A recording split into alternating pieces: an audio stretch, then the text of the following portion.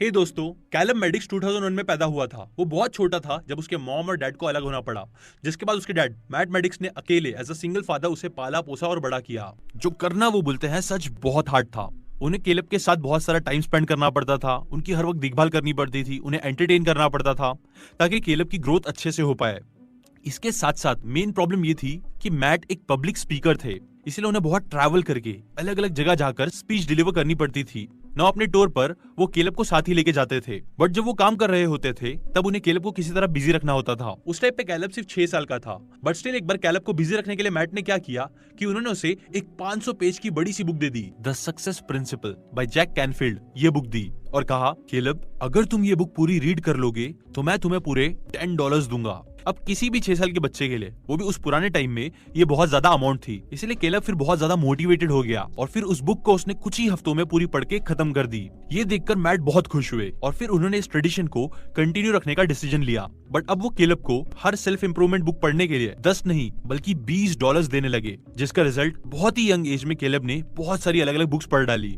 और बस सिर्फ इसी एक हैबिट ने केलब की पूरी लाइफ को चेंज कर दिया। आपको पता है, केलब ने फिर बस 12 साल की एज में ही एक बेस्ट सेलिंग बुक लिखी, keys to success for kids. इसे उसने पब्लिश करा और इसके साथ ही उन्होंने अपनी एंटरप्रेन्योरल जर्नी स्टार्ट करी, जिसके बाद सिर्फ 16 साल की उम्र में उसने अपने फर्स्ट $1 मिलियन कमाए। इसके साथ साथ आपको पता है अच्छी बात, केलब के फ्रेंड सर्कल में कौन कौन आता है?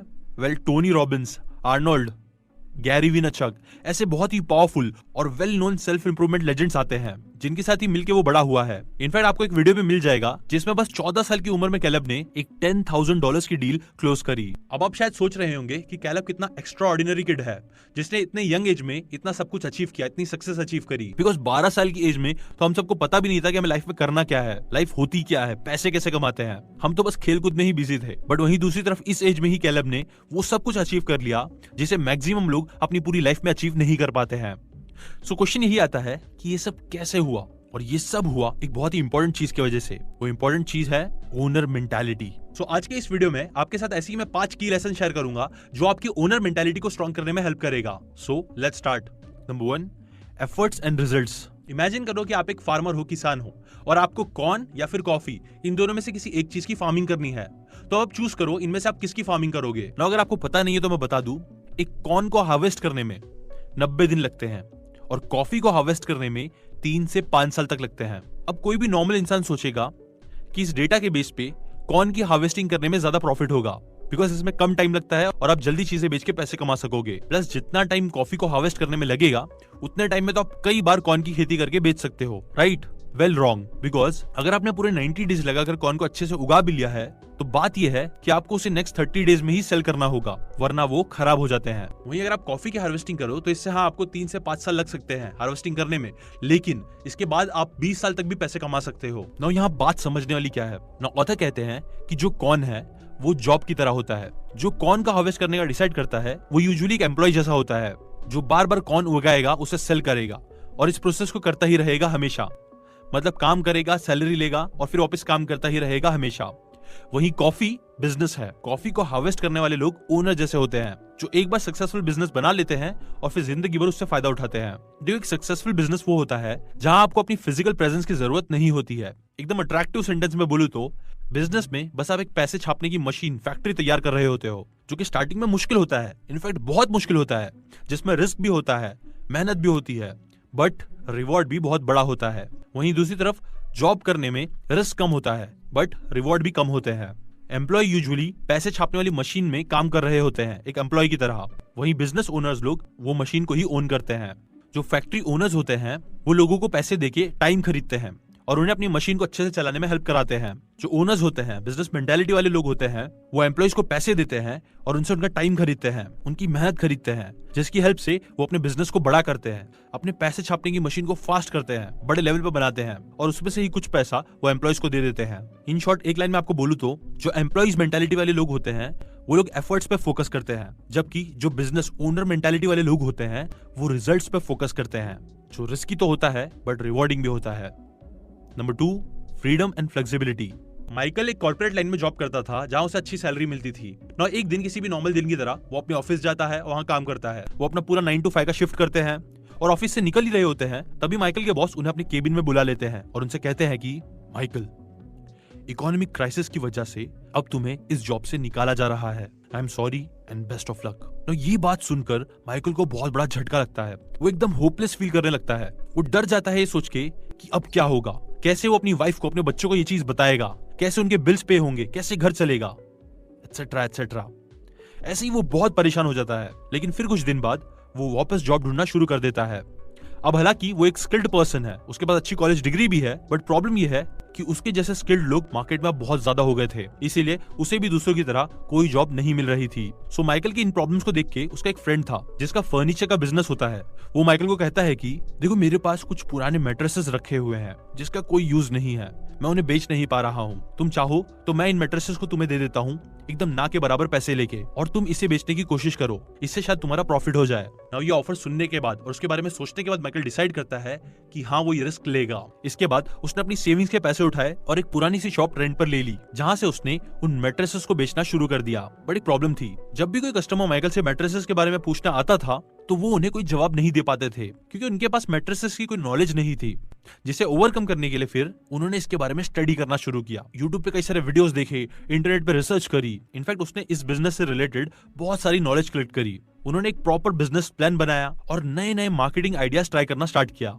एग्जाम्पल, एक बार माइकल ने डिसाइड किया कि वो मैट्रेसेस की डिलीवरी नॉर्मल गाड़ियों के बजाय बाइसिकल से करेंगे, जो कॉस्ट इफेक्टिव भी होगा और नेचर फ्रेंडली भी। प्लस इसके साथ जो भी कस्टमर उनकी शॉप में आएगा बाइसिकल लेके, मतलब बाइसिकल चला के, उन्हें वो फ्री डिलीवरी भी देंगे ना। ये सब चीज बहुत एनवायरनमेंट फ्रेंडली थी और यूनिक थी, इसलिए बहुत अच्छा चला। आइडिया इतना यूनिक और डिफरेंट था जैसा पहले किसी ने नहीं देखा था, इसलिए उनका ये बिजनेस बहुत ज्यादा चलने लगा। प्लस इससे माइकल की लाइफ बिल्कुल चेंज हो गई, बिकॉज ये बिजनेस करके ना ही बस उन्होंने अपने 9 to जॉब के रूटीन को ब्रेक कर लिया, बल्कि ये करके वो इस बिजनेस से बहुत ज्यादा पैसे कमाने लगे, जो उनकी पुरानी जॉब से बहुत बहुत ज्यादा था। और ये बहुत ज्यादा पैसों ने उन्हें फिर फ्रीडम भी दी। एग्जाम्पल, वो जब चाहे काम कर सकते थे, अपने हिसाब से अपना स्केड्यूल कर सकते थे, अपनी फैमिली को टाइम दे सकते थे, जो पुरानी जॉब करते वक्त वो कुछ नहीं कर पाते थे। और यही एक इंपॉर्टेंट लेसन है ओनर मेंटालिटी का। अगर आपको फ्लेक्सिबिलिटी चाहिए, फ्रीडम चाहिए, तो वो आपको जॉब से नहीं मिलेगी, उसके लिए आपको बिजनेस ही करना पड़ेगा। Number 3, it's all about learning. जब रॉबर्ट कियोसाकी 9 साल के थे तो फाइनेंशियल एजुकेशन लेने के लिए अपने रिच डैड के पास जाते हैं और उनसे पूछते हैं। तो उनके जो रिच डैड होते हैं वो बोलते हैं कि ओके, तुम पैसों के बारे में सीखना चाहते हो तो ठीक है, बट इससे पहले तुम्हें अब से मेरे लिए काम करना होगा और बदले में मैं तुम्हें 10 सेंट्स दूंगा पर आवर के लिए। अब ये जो पैसे थे उस टाइम के हिसाब से भी बहुत कम थे, बट स्टिल रॉबर्ट ने ये सुनकर हाँ कर दी। जिसके बाद रॉबर्ट हर वीक जाकर शॉप में साफ सफाई करते थे, वहां के कई सारे काम करते थे घंटों भर। नो ऐसे ही बहुत टाइम बीत गया, वो काम करते गए, बट स्टिल उनके रिच डैड ने उनके पैसे नहीं बढ़ाए, ना कुछ सिखाया। इसीलिए फिर एक दिन गुस्सा होकर रॉबर्ट उनके पास गए और कहा, मैं आपसे सीखने आया था कि रिच कैसे बनते हैं, और मैं इतने टाइम से सिर्फ काम ही करे जा रहा हूँ, प्लस आप मुझे इतना कम पैसे देते हो। एटलीस्ट आपको मुझे इतने पैसे तो देने चाहिए जिससे मैं कोई कॉमिक बुक खरीद सकूं। नाउ ये सुन के रिच डैड स्माइल करते हैं और कहते हैं कि देखो, यही है तुम्हारा पहला लेसन। जिस भी मोमेंट मैं तुम्हें तुम्हारे टाइम के बदले पे करने लगूंगा, मैं तुम्हें अपने एक एम्प्लॉय की तरह सोचने लगूंगा, तब तुम मेरे एक एम्प्लॉय बन जाओगे और एक एम्प्लॉय माइंडसेट फॉर्म कर लोगे। बिकॉज यही होता है मैक्सिमम एम्प्लॉयज के साथ, जो काम करते हैं टाइम के बदले और अपने टाइम के बदले ही पैसा डिमांड करते हैं। जबकि जो एंटरप्रेन्योर्स होते हैं वो फ्री में भी काम करने से नहीं घबराते हैं। इनफैक्ट रिच डैड बोलते हैं कि rich don't work for money, they work to learn. अमीर लोग पैसों के लिए काम नहीं करते, वो बस पहले सीखते हैं और फिर पैसे अपने आप उनके पास आते हैं और उनके लिए काम करने लगते हैं। इसलिए ये बात याद रखो, स्टार्टिंग में पैसों के लिए नहीं बल्कि सीखने के लिए काम करो, पैसे अपने आप आपके पास आएंगे। Number 4, it's all about mindset. देखो, ऑल अराउंड माइंडसेट ही सबसे इंपॉर्टेंट है, जो एक ओनर को एक एम्प्लॉय से अलग बनाता है। आप किस टाइप की नॉलेज कंज्यूम करते हो, किस टाइप के वीडियोस देखते हो, किस टाइप की मेंटालिटी वाले लोगों के साथ अपना ज्यादा टाइम स्पेंड करते हो, वो डिसाइड करता है कि आप अपनी लाइफ में एम्प्लॉय बनोगे या फिर ओनर।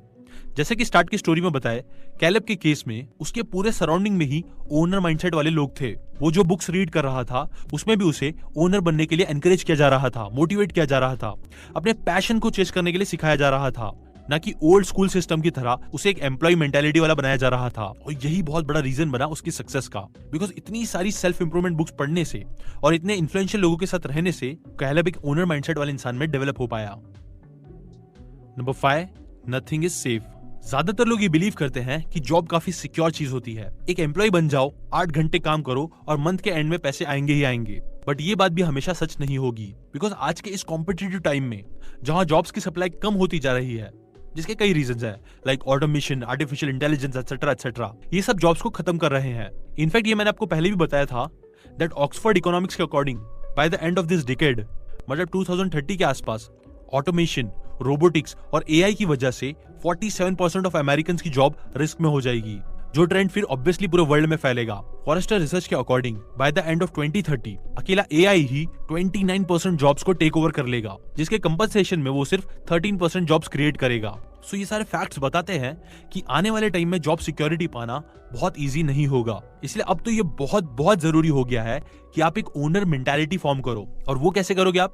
वेल, ये करने का बेस्ट वे है बुक्स रीड करना, सक्सेसफुल बिजनेस ओनर्स के बारे में स्टडी करना, जिससे कि आप भी उनके माइंडसेट को अडॉप्ट कर पाओ। अब बुक्स रीड करने आपको प्रॉब्लम होती है तो फिक्र मत करो, इसीलिए ही मैं हर वीक हर संडे बुक समरीज ऐसी डालता रहता हूँ, जिससे आपके अंदर बुक्स पढ़ने का शौक पैदा हो, आपकी भी माइंडसेट जो हो वो ओनर मेंटालिटी वाले बने, ना कि एम्प्लॉय मेंटालिटी वाला। सो एटलीस्ट बुक नहीं पढ़ रहे हो अभी तो मेरे साथ जरूर जुड़े रहो। मैं ऐसे ही शॉर्ट एनिमेशन फॉर्मेट में आपको बुक समरीज देता रहूंगा, जिससे आपका फायदा होगा।